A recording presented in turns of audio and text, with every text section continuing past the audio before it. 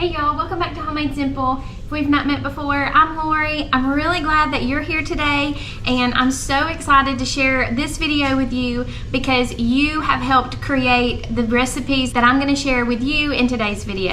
I asked y'all in my community page on the YouTube channel if you would be willing to give me ideas for the recipe ingredients to use in this week's video. You came up with so many great ideas, and I took the top 15 recipe ingredients, and I actually literally lost sleep trying to come up with the best recipes that I could come up with using these 15 ingredients. Y'all, I made the best pork roast I've ever made in my entire life, and it was all because of you and all of your suggestions. So thank you for helping me come up with these great recipes.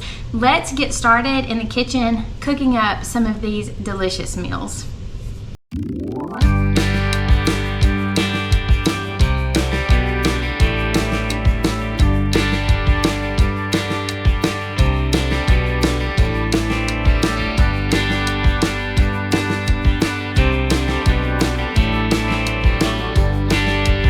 Included eggs in the list, so that made our top 15, along with chicken and pork.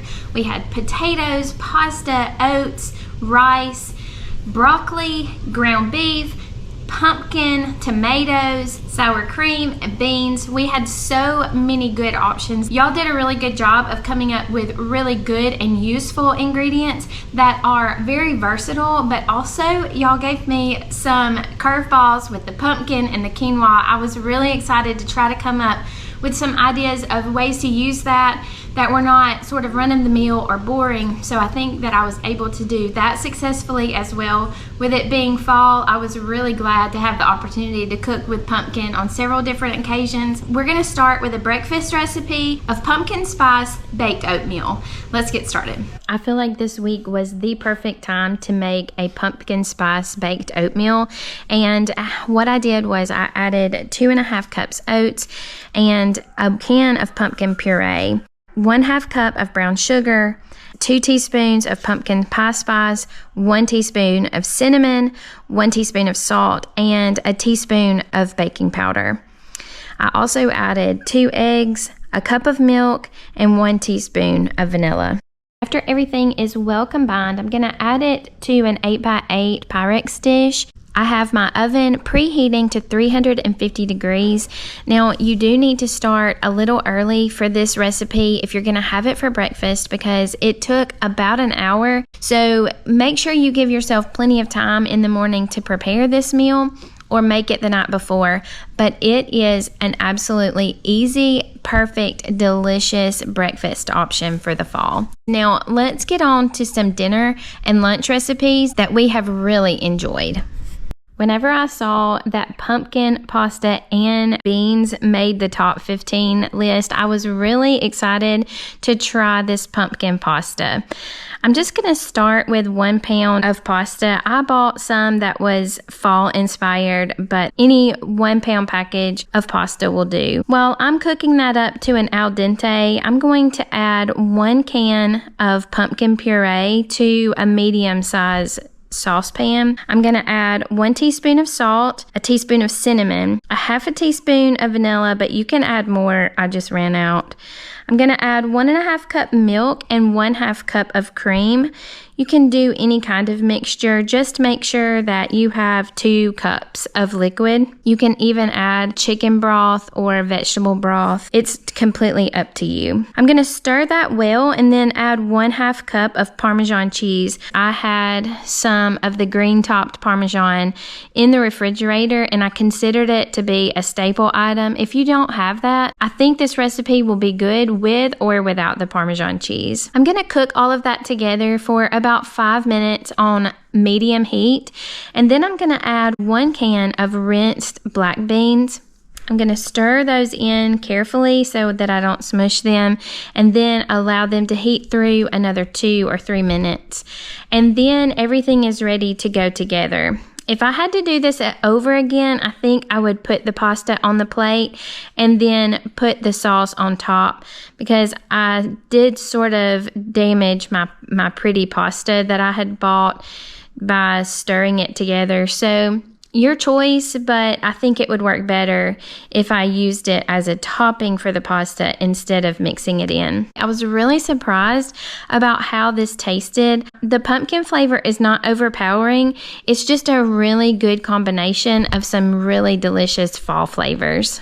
Okay, now it's time to talk about this delicious Boston butt roast. It was so good and so easy. I'm going to start by mixing up the rub, and that's going to include 1/4 cup brown sugar, 1 tablespoon of paprika, and a tablespoon of chili powder, 1 teaspoon of cumin, and some salt and pepper. I'm going to mix all of that together, and then I'm going to slice up some onions and put them in the bottom of my Dutch oven. I hope that you have a Dutch oven that you can cook this in. If not, just get you a covered pot of some kind and it should turn out just fine.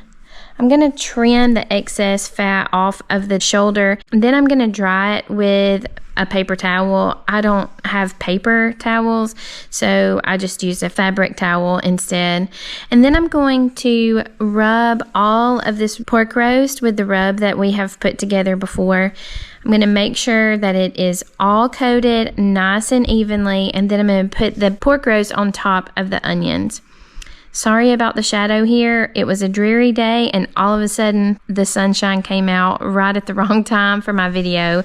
But I'm going to pour 1/4 cup of apple cider vinegar and 1 cup of water. You can also use vegetable broth. I cooked this in the oven at 300 degrees for several hours, probably 5 or 6 hours, and you can see how absolutely deliciously tender it came out. I'm going to also make some potatoes and some corn as a side. I decided to get these little tiny Dutch potatoes just as a treat. I'm going to cut all of them up into quarters and then put probably 1/4 cup of olive oil, sprinkle it with salt and some Italian seasoning, make sure all of that is good and coated, and then I'm going to put it on the cookie sheet. But I'm going to take the extra step to make sure that the cut sides of the potatoes are touching the bottom of the cookie sheet. That's going to give me a little bit of browning. I just cooked this at 400 degrees for 25 minutes until everything was nice and crispy. Corn could not be simpler. I got some frozen corn, covered it with water, added 2 tablespoons of butter and a pinch of salt, and heated that through, cooked it until the potatoes were done. And this is, in my family, an elegant dinner. When you have your meat and your vegetables all separated out on your plate and it's not in a casserole, this is elegance in our house, and it was absolutely delicious. How old are you? Like this. Do this. Do. Can you say 3? Say, I'm 3. Hey, you. Okay. I'm 3? Okay. Happy birthday. I hope you don't stop being my friend for this, but I cannot stop sharing this taco soup. It cannot be easier. It is so good on a fall afternoon, and y'all gave me all of the ingredients that I needed. I'm going to start with browning a pound of ground beef, and to that I'm going to add 1 teaspoon of salt, a teaspoon of onion powder, a tablespoon of cumin, and a tablespoon of chili powder. I'm going to add 2 large cans of diced tomatoes and then half a can filled up with water. I felt a little pioneerish because I didn't have any canned corn or frozen corn, so I just took this frozen corn on the cob and took it off of the cob. But it equals about a pound of frozen corn or 1 can of drained corn. Either one is perfect. I added a little bit more of cumin and chili powder. I let it simmer for about 30 minutes. Now, I could not remember what I was forgetting. I knew I was forgetting something, and normally I add black beans to this recipe. So if you have some black beans on hand, go ahead and put those in there as well, and this will taste even better. Y'all also included broccoli and rice in our 15 ingredients list, and so I decided to make a chicken, broccoli, and rice dish in the crock pot. I'm going to start by sauteing some onions in the skillet. And while that is browning, I'm going to add 2 cups of rice to the crock pot and pour in 4 cups of chicken broth. If you don't have chicken broth, you can just use water. I'm going to sprinkle it with salt and about a tablespoon of Italian seasoning. And then I just decided to go the quick route this time and get some frozen chicken tenderloins. I'm just going to place those on top of the rice and then pour in the sauteed onions on top of the chicken. I'm going to pour in 4 cups of frozen broccoli on top of the onions and then place on the lid and cook it on low for 6 hours. It was the simplest crock pot meal ever. Adding a little bit of sour cream added a nice tangy flavor to it. That is completely optional, but I think you are going to love having this super quick and easy dinner in your recipe arsenal. I saved this quinoa recipe for last because I don't think I have ever shared a recipe using quinoa, and I was really glad that y'all put that on the list.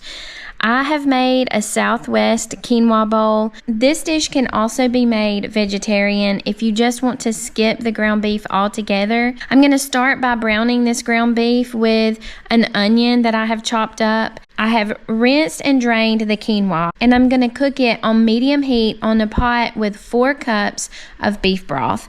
If you just want to use water, that will be completely fine. You could also use vegetable broth, whatever you have on hand. I'm going to let that quinoa cook at a medium temperature until it has absorbed all of that beef broth. And now I'm going to go back to my skillet with my ground beef. I'm going to add 1 drained can of corn and 1 drained can of diced tomatoes. I'm going to add 1 tablespoon of chili powder. Stir that in and add 1 drained and rinsed can of black beans. I'm just going to gently toss the black beans in so that I don't smush them. And I'm going to allow this to simmer while the quinoa is cooking as well. You'll know the quinoa is done whenever it has absorbed all of the liquid. I'm just going to fluff it with a fork before serving. I'm going to serve this in a bowl, so I'm going to layer the quinoa and then the corn and tomato mixture. I'm going to top mine with a little bit of sour cream, and I think if you try this, you will be amazed at how delicious and nutritious this dinner is. I think this might be one of our new family favorites. Thank you so much for watching the video today. Thank you for joining along and giving me some great recipe ingredients to work with. I really enjoyed this video. I hope that y'all liked it too. We might even make this a series. Maybe once a month or once every other month we can have this kind of video so that y'all can be participating in the videos that we create. Thank you so much for watching. I would love to hear your ideas for the recipe ingredients that we came up with for this video. I'll be sure to include all of those recipes that I can in upcoming Homemade Simple videos. Thank you so much for being here. Thank you for watching and for all of your support. If you have not subscribed to the channel, it sure would help me if you would go down and click that subscribe button, and if you would like to make sure that you receive all of the notifications, including the community posts that I make on a regular basis, make sure that you click that bell icon, choose all, and you will be notified of all of the updates and videos as soon as they come out. Thank you so much for watching today. I hope you have a wonderful week. I love you, and I will see you again next time.